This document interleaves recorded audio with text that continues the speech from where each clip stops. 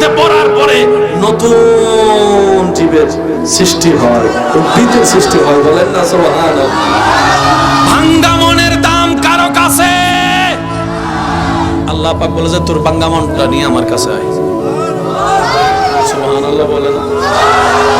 দেখেন, কষ্টের সময় আমরা সবাই একটু আশা করি না কেউ মায়া করে মাথায় হাত বুলাই দেখে, কিন্তু এরকম মানুষ পাওয়া যায়? কান্না করানোর মানুষ পাবেন, চোখের পানি মুছে দেওয়ার মানুষ পাওয়া যায়। বান্দা যখন পৃথিবীতে কোনো কারো কষ্টে, অত্যাচারে, জুলুমে কান্না করতে থাকে বুক ফেটে, তখন আল্লাহ ফেরেশতাকে জিজ্ঞেস করে, ফেরেশতা আমার বান্দাকে এইভাবে কে কান্না করাবে?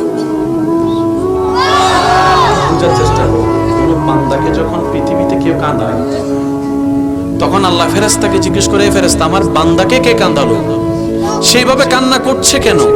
তখন ফেরেশতারা বিস্তারিত বলে, আল্লাহ তার বাপ নাই তো, এতিম, মাথার উপর থেকে বাবার ছায়া যাওয়ার পরে তার বাপ চাচা যারা সবাই তাকে অত্যাচার করছে।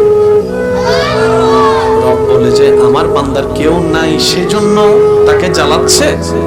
ফেরেশতা তোরা সাক্ষী থাকিস, আজকে থেকে এই বান্দার সাথে আমি আল্লাহ আছি, আমি আল্লাহ আছি। সেজন্য আপনারা আজীবন শুনেছেন মজলুমের দোয়া কবুল কেন কবুল হয় জানেন?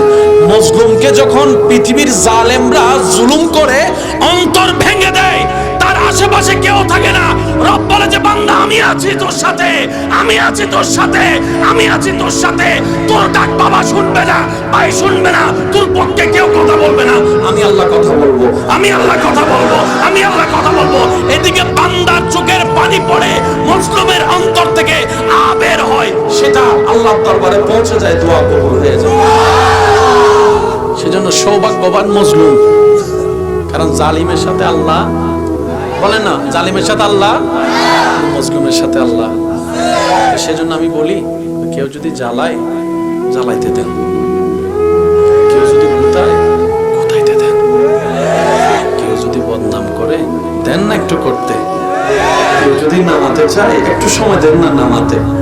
কারণ বান্দা যাকে নামায়, ওই বান্দার ধৈর্য যদি আল্লাহর পছন্দ হয়, আল্লাহ তখন তাকে তোলে। এবার নামাচ্ছে কে? বান্দা বলে নামাচ্ছে কে, তুলছে কে? এবার আপনার পক্ষে তো আল্লাহর সাপোর্ট চলে আসছে, আপনারা নামাইব কে? আওয়াজ দিয়ে বলেন। একটা কথা মনে রাখবেন, আমাদের আল্লাহর ভান্ডারে কমতি নেই, দিতেও তিনি কিপটামি করে না, দোষ আমাদের, আমরা চাইতেও জানি না, নিতেও জানি না। আপনার রবকে রহমান, আপনার রব হচ্ছে আল্লাহ যিনি রহমান, আপনার নবীকে রাহমাতুল্লিল আলামিন। তা আপনার রব রহমান, আপনার রবের মতো রব কারো নাই। আপনার নবী রাহমাতুল্লিল আলামিন, আপনার নবীর মতো জাহানে কোনো নবী নাই। আপনার আমার এই রব এবং নবী থাকার পরও যদি না হয়, এবার কোন দোষ কার? আমার দোষ আমি স্বীকার করছি, আপনারটা আপনি করবেন। দোষ কার? একটু জোরে কোন দোষ কার? এবার আমাদেরটা বাদ দিয়ে এখন দোষ আমার। দোষ কার? আমি কমু আমার, আপনারটা আপনি করবেন। দোষ কার? আমার। দোষ কার? দোষ কার? নিজের দোষে নিজে করতে পড়ে আছে। বাপ নিচে আমি যে চালাক, আওয়াজ দিয়ে বলেন ঠিক কিনা? আল্লাহ আমাদেরকে বুদ্ধিমান হওয়ার তৌফিক দান করুন। এবার আল্লাহ থেকে নেয় কেমনে জানার দরকার। আল্লাহ পাক বলে যে দেওয়াটা আমার সুন্নাত, তোরাও দেওয়া শুরু কর। শুনি নাই আমি। আল্লাহ পাক বলে দোষ গোপন করা আমার সুন্নাত, তোরাও মানুষের দোষ জেনে গোপন করা শুরু কর। আল্লাহ পাক বলে যে মানুষ গর্ত থেকে তোলা আমার সুন্নাত, তুইও গর্ত থেকে তোলা শুরু কর। আমরা পাই না শুধু নিজের দোষে। এবার আসেন ভাই, কষ্ট হচ্ছে না তো না? এখানে পকেটে, যাদের পকেটে টাকা আছে, আমি জানি না কার পকেটে কত, আল্লাহ যাকে যতটুকু দিয়েছে, যার পকেটে যে টাকাটা আছে সবাই ভাবছে এটা আমার টাকা, নিজের টাকা। আসলে কি সবগুলো আপনার? অন্যের রিজিক আল্লাহ আপনার পকেটে ফেলে রাখছে। যাওয়ার পরে সকাল হলো, সকাল হওয়ার পরে আপনার ওয়াইফ, আপনার বোন, আপনার ভাই, আপনার মা এসে বলে, এই রুটি আনতে হবে, টাকা দে। ওমা ও বউ, কয়টা রুটি? 5 জনের 10টা রুটি। 5 জনের পেট ভরার জন্য 10টা রুটি লাগবে, টাকা তুই দে। তার মানে 5 জনের পেটের রিজিক আল্লাহ তোর পকেটে কালকে রাত থেকে দিয়ে রাখছে।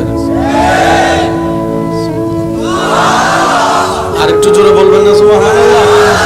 রব বলে যে কেউ কাউকে খাওয়ায় না, বড় ভাই ছোট ভাইকে খাওয়ায় না, চাচা জেঠা ভাতিজাকে খাওয়ায় না, শ্বশুর শাশুড়ি বিধবা স্ত্রীকে খাওয়ায় না, সবাইকে আমি আল্লাহ খাওয়াই।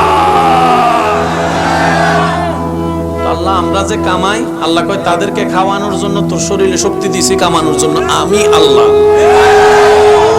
সত্যি করে একটা কথা বলেন, ঘরের মেম্বার যখন 5 জন, আপনি, আপনার স্ত্রী, আপনার সন্তান, মা এবং বাবা, এই 5 জনের সংসার চালাতে যেখানে মাসে সময় খরচ লাগতো 20,000 টাকা, কয়জনের? 5 জনের কত? যদি কষ্ট না হয় একটু আমরা বোঝার চেষ্টা করব। 5 জনের কত? মাও মারা গেল, বাপও মারা গেল, তাহলে মেম্বার কয়জন কমছে? এখন আছে কয়জন? কমছে কয়জন? তাইলে 10,000 টাকায় যে 5 জনের সংসার চলতো মাসে, এখন যেহেতু 2 জন কমছে, খরচ একটু বাড়বে না কমবে? তাহলে সেই হিসাবে আপনার মা বাবার খরচটা আপনার জমার কথা, আসলে কি জমে? জমে? আপনি একটু অঙ্কটা মিলে দেখেন তো। 5 জনের লাগতো 1 মাসে 10,000 টাকা, 3 জনের তো লাগবে 1 মাসে 7,000 টাকা, তাহলে 3,000 সেভ হওয়ার কথা। কিরে কো কো মারটা কো, বাফেরটা কো, মারটা কো, বাফেরটা কো। রব বলে যে যে আসছে সে আসার সময় নিয়ে আসছে। সুবহানাল্লাহ করে যায় কই? সুবহানাল্লাহ এখানে কইয়ে নি না, আরেকটু আস্তে করে কোন তো সুবহানাল্লাহ। রব বলে যে আসার সময় আমার বান্দিরটা বান্দি নিয়ে আসছে, বান্দারটা বান্দা নিয়ে আসছে। বান্দা বলে আল্লাহ 10,000 টাকায় তো আমি চালাইছি। রব বলে তুমি চালাও নাই, তাদেরকে খাওয়ানোর জন্য তাদের রিজিকের টাকা আমি আল্লাহ তোমার পরিশ্রম জ্ঞান দিয়ে তোমার পকেটে ব্যবস্থা করে দিয়েছি। যে যায় করে কিসের জন্য? খাওয়ার আসে কোত্থেকে? খাওয়ার আসে কোত্থেকে? বাজার থেকে কি দিয়ে কিনতে হয়? টাকা ইনকামের জন্য চাকরির দরকার, ব্যবসার দরকার, পরিশ্রমের দরকার। জোরে বলেন পরিশ্রমের দরকার।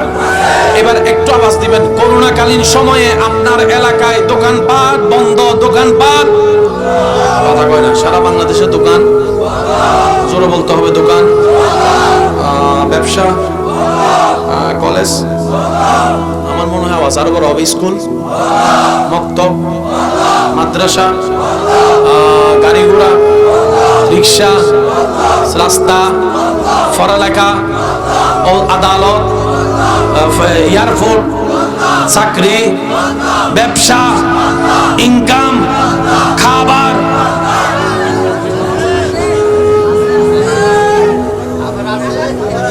করোনাকালীন কন্যা খাবার বন্ধ, কয় বেলা?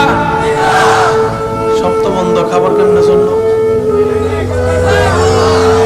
সুবহানাল্লাহ, আমি শুনি না। আল্লাহ তুমি করোনা দিলা কেন? রব বলে যে তোদেরকে একটু স্মরণ করাই দেওয়ার জন্য আমি মালিক আছি তো, আমি মালিক আছি তো, আমি মালিক আছি তো। দেখ করোনার নিস্তব্ধতা সারা বিশ্বকে অচল করে দিয়েছে, কিন্তু আমার বান্দার খাওয়া সকালেরটা সকালে, দুপুরেরটা দুপুরে, রাতেরটা রাতে। আমার বান্দা উপবাস আমি রাখি নাই, পাগলদেরকে উপবাস রাখি নাই, আমি রাজ্জাক সবার রিজিকের ব্যবস্থা করে দিয়েছি।